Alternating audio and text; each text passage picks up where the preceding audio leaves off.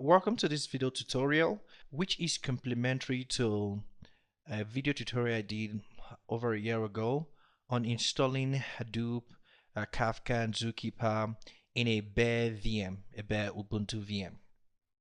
Now, the purpose of this is because I have received a couple of requests. Some people want to try their hands at various technologies, big data technologies, and they will have to either install a sandbox or use a cloud offering.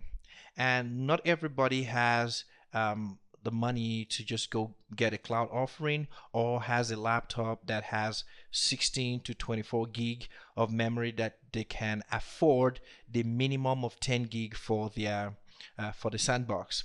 So installing your own custom VM is a way to use minimum resources to execute each of these technologies. So if you have not, you can go back to that lecture on how to install Hadoop. We also installed Kafka and Zookeeper as well. Now in this video, we're just going to install Hive and HBase. As you can see from the screen, I have already started the Hadoop services, and I can confirm that the services are running by using the JPS utility. Right, now that we have seen that this utility is running, let's go and install Hive, then we'll install HBase. So I installed a couple of tools in this sandbox. Right now I have downloaded Hive, HBase, and Spark. If we have the time, we'll try our hands in Spark too, but right now let's begin. The first thing I'll do is untar them. Right, I'll untar Hive and I'll untar HBase as well. The next thing that should follow is I would open my profile file where I want to put it. You can put it in profile, you can also put it in batch RC. I'm using profile this time. I have done Hadoop, Kafka, and Zookeeper. So I will put two more. One I'll call Hive, HBase, put it in order. Home, HBase home, and I'll export it. The other I'll call Hive home. Right? Then I'll also export it. Now Hive home will be in the location Hive. Right, so Hive will be here, and HBase will be in the location 144. So I'll copy this,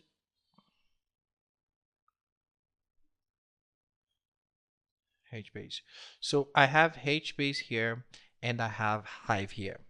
Okay, that being said, I would also add them to path. So I'm gonna have HBase home / bin in my path environmental variable, as well as Hive home / bin in my environmental variable. Now, if you look at many tutorials and many standard installation, you get all this installation happening under root user local, right? So you get it something like this, right? But this case, we're putting it where we want it. We want to make sure all the files are where we want them to be so that we can mess around with them, and it really improves our learning. You can place things differently and still get them to work as should be in an industrial setting. So that is one advantage of doing it this way, and I prefer doing it this way, like you'll see from the other video. So once I've done this, I will add it to my path, which I have already done. So I have HBase home and I have HBase home binary, Hive home binary. Okay, so that is it for environmental variable.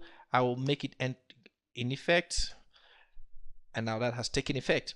Now what I want to do now is move the files that I've extracted to the OPT location so that they are right where they should be.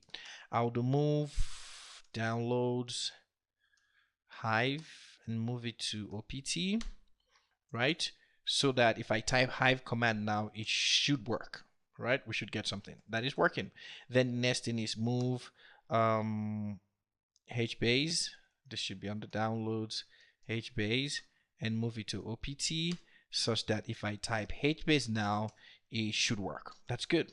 So the next thing I want to do is I want to make sure Zookeeper is started, right? If you look at this, I have name node, data node, resource manager.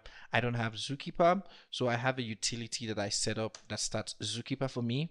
So now if I say PS, I would see quorum peer main. That means Zookeeper is started. Whenever you start HBase, it starts its own Zookeeper, right? I don't want that. So I'm just going to tweak the shell script just to remove that, right? And I will open it my text editor. I would say HBase home / binary / start HBase shell, right? And if I scroll down here, you would see the command to run Zookeeper. I will disable it, right? And that will do. Secondly, I will do the same to stop, right? So that I can stop and start my HBase server without any error. So I'm also going to comment these ones out. Okay, cool. So that is just for starting and stopping. Okay, that being said, we'll go to the location, and for HBase, where is it? It's this. HBase should be this, and we're going to now do some configuration. I'm going to configure two files, the HBase site file, the HBase environmental shell script, and the region server 3. Okay, so before I begin, the host name is Data Dev Lab, and I have configured it not to listen to the loopback address, so it has a static IP of this. So that means if I configure anything on my machine now, it should not be default, no more localhost only, right? So that means I go to the region server and I take it out. Instead, I say it is dev lab, right? Just the same way I did when I was specifying the slaves to the name node. So now this is data dev lab. Now for configuration for HBase side, I will go to the internet and we'll go to HBase, the HBase website, and we'll see the barest minimum we need. We'll go to the user guide or getting started, and in getting started, go to the run mode. We are running in a pseudo distributed mode. You would see all the requirements for pseudo distributed mode being this. So I'll copy this as is, go to the site file, replace that, right? So my root directory is going to be the data lab user / HBase. Now I need to make sure this location is created in HDFS. So before we continue, we do HDFS DFS P. Now if I'm too fast, you can pause it and make sure you follow the sequence of configurations. This creates user / HBase. So the next thing is we specify that we are running in a distributed mode, right? And we are now going to put our Zookeeper quorum. Here we say the Zookeeper quorum is just one node in the quorum, and that is data dev lab. Cool. So having done this, we go to the environmental variable.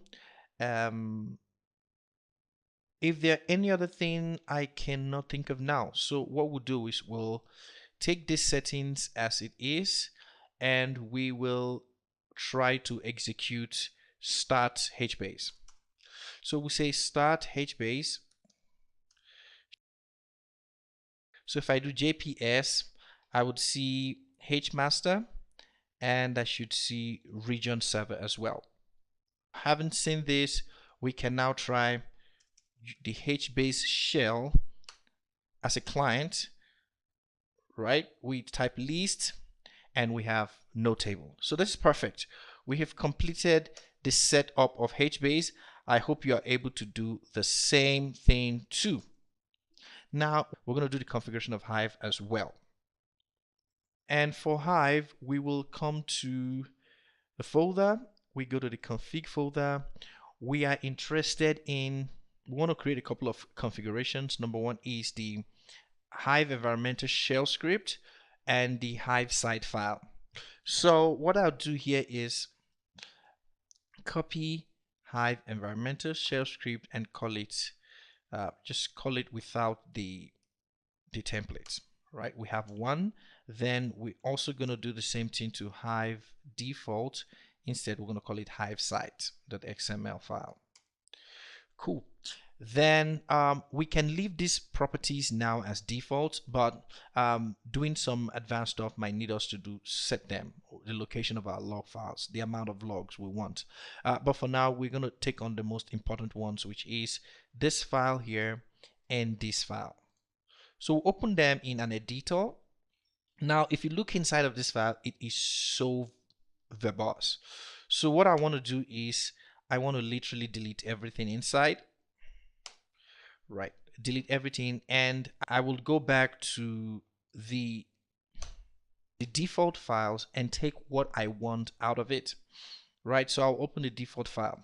Now, the first thing I need is the warehouse directory for Hive. So I'll just type warehouse. Good, this is it, the Hive Metastore warehouse directory. I'm gonna copy it. So that is the warehouse directory, and we would leave it as this default. You can leave the description there. Then the other thing is the RDBMS connection to the Hive Metastore. So literally where the Hive Metastore is going to store its own data. You can do that by typing connection or connection password. Good. So I see it right here. So I'm going to copy everything here. I don't need all of them, but I'll leave this one here. So the first is the connection password. Now I'll just make a decision right here to create a database called Metastore. Then the user will be Hive and the password will be HivePass, and it's a MySQL database. Okay, so let's go to the configuration. This will be HivePass, which is the connection password. I want multi-threading at JDO level. Then the connection URL, this now is going to JDBC MySQL. MySQL, this will be localhost 3306, and this is now Metastore, which we already specified. Okay, this is looking too verbose. I'll take it out. So we now have the connection password and the URL. What we don't have is the connection username. So we have it right here. So we take the connection username. I will put it just above this one, and we have agreed it is Hive. So I have Hive, Hive password, and the connection URL. Cool. So that is fine. That is the much I need from these guys so far. I will now go to the Hive environment. What do I need? Because I'm going to do quite a lot of things later. I want to have a Hive auxiliary jar path that I will call auxlib, right? So I'm going to put right here and I'm going to call it auxlib. So I will create this location. If you don't need it, that's fine. mkdir, paste this. We've created that. Now for the Hive configuration, all Hive configs will be here. So it is default, but I'm going to put it right here. Also, I might want to set Hadoop home, but we can agree that Hadoop home has already been set and we can work with that. Cool. So with this set up, what we want to do now is create the database itself. Right. So we will go to MySQL. We'll log in as the root user, and the password is, you enter what the password is. Now we're going to create a user called Hive. Create user. We're going to call him Hive at localhost only, because we want to connect only from here. Identified by, we're going to call it Hive Pass. So Hive at localhost identified by Hive pass that creates.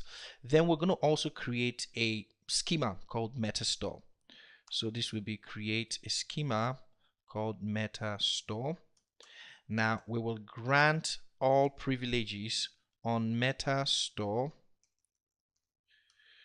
to Hive at localhost, not this, localhost, right? Enter, we execute. So if we quit and now we try log in as Hive, the password is Hive pass, that should be fine. Show databases, show databases or schemas, they are synonymous. We see Hive metastore there. Use meta, that is fine, absolutely fine. So what we want to do now is we need to initialize the Hive metastore database. And there is a tool that comes with Hive that is called schema tool, right? Is it schema tool? I can't get it. Let's just look it up. Right, so we go to Bean, we should see schema tool. This is the tool I'm trying to get. I hope I am in the path. Source profile. So schema tool should show up. Cool. Schema tool. Now that I have schema tool, let's see help. I want to initialize schema with this DB type MySQL, right? So I'll do schema tool. DB type is MySQL, and I am trying to initialize schema. So I'll do init schema. So I execute. So it says that metastore is this, metastore connection driver is this, and it could not. So we now go and change the driver for the metastore, right? That looks like something we have not done. So we type driver. Another way to do that is to use this embedded driver. Let's see if I can find it with this word. Cool, so that's it. So I'll copy this embedded driver. This is what I don't want. Put it in Hive metastore, paste it here. Now the embedded driver will be, now I have downloaded some drivers. So I will copy one of them, copy this, and I'll go back to that Hive location and I'll just drop it inside the lib folder right here. However, if I open it with a file manager, I'm trying to find the name of my driver will become MySQL JDBC something driver. To become MySQL JDBC driver. So that is what copying, right? So just follow it the way I am writing it. This will be com MySQL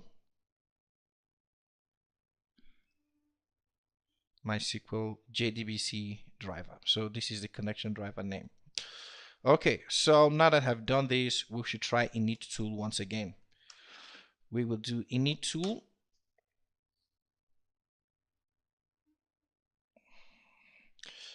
Good. So you see now we have initialized the database, and you can go into the database now and Hive pass the password, use metastore, right? Show tables. We have all the tables that contains that is necessary for the Hive metastore to function. So cool. What else do we have to do? This is basically it. I'm trying to think anything else. No. Okay, so what I'll do now is I want to connect this. I want to try Hive. Cool. And I would write a simple show table statement. everything is good. We're using Hive on MapReduce, and you are told that it's going to be deprecated in Hive 2. So what we can do is we will install Spark, make sure it's running, then we will change our Hive execution engine from MapReduce to Spark, right? So let's quickly do the same thing to Spark. So we go to our downloads folder. We've downloaded Spark. We'll extract here. Cool. So once again, we'll go open. Now we want to create a Spark home. This is now going to be Spark, and the name should be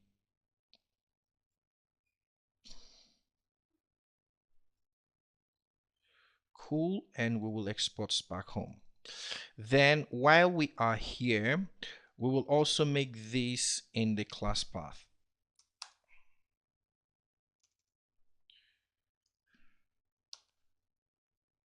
Bin. We'll execute, then we will source profile. So we expect Spark Shell to work, but it's not working now because we've not moved the file there. Another thing we want to do is configurations. So if we have slaves, you want to specify Spark defaults, you want to specify Spark environmental variables. It is more of optimization. Now these are defaults that we can come to change later, especially when we're tuning our Spark applications. So we're lacking one thing. For us to be able to use Spark SQL that has Hive enabled, we have to put the Hive side file here. So what I'll do is move this first. We move downloads Spark, and we're moving it to OPT. So now if we type Spark Shell, we should get the results. So Spark Shell should work now. But if not added the Spark side file, so we're gonna have issues when running things like that. Let's see spark.catalog.lists databases.show.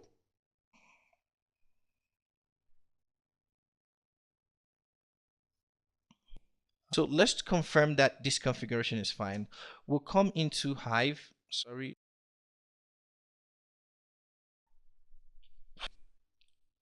I'll create just a quick table. I'd say create a managed table called test that has A, int, B, string.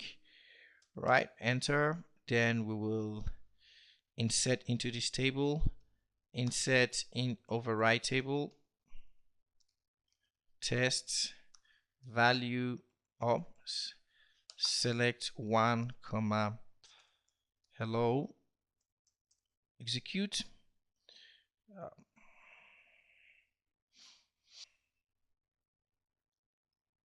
Cool.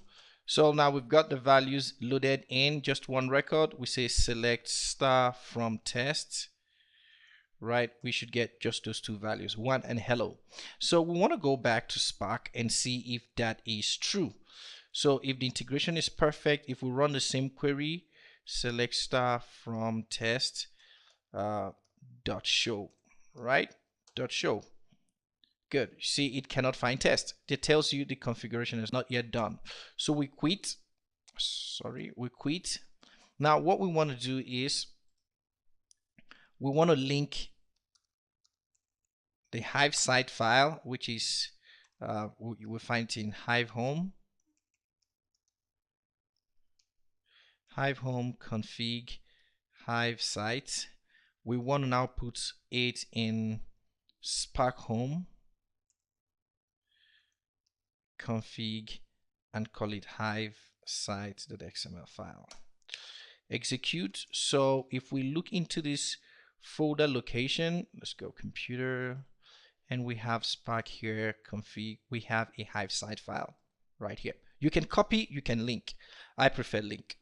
So now if I do Spark Shell, remember the error we got here, version information not found in Metastore and all that. You see the stuff we got here. So let's see if the same thing happens here. So we say list databases. Now we get an error. So the error says, oh, we don't have the driver. Okay, so it turns out that yes, it's our fault. We've not added the driver to, we need to add the MySQL driver that we added for MySQL. We need to have that driver also for Spark. So you can also link it or you can copy it, either ways. So I can do link. This would be Hive, right? Library, MySQL, Java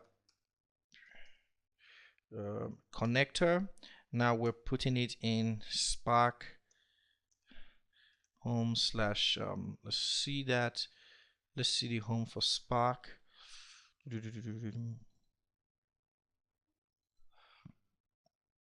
Jars right here. So we're going to put it in Spark jars. So we are calling it Spark jar. Paste, execute. Cool. Let's execute shell again. Once again, we'll try run this command. List databases. You can see we're no longer using file, which is what we were using previously.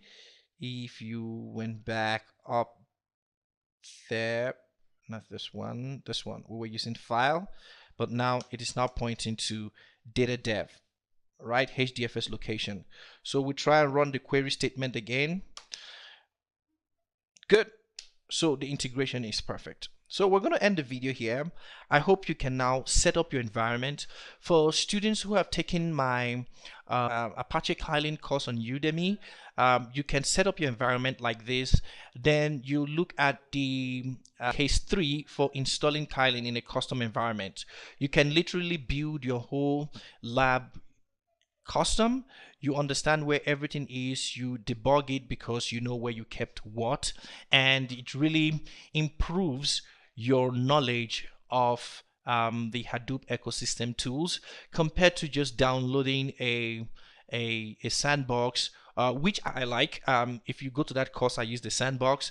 But when you do things like this, you understand where everything is. You can go configure it. It's a test bed for you before you literally go to any of the sandbox to try to change anything. You want to test it and see how it works here.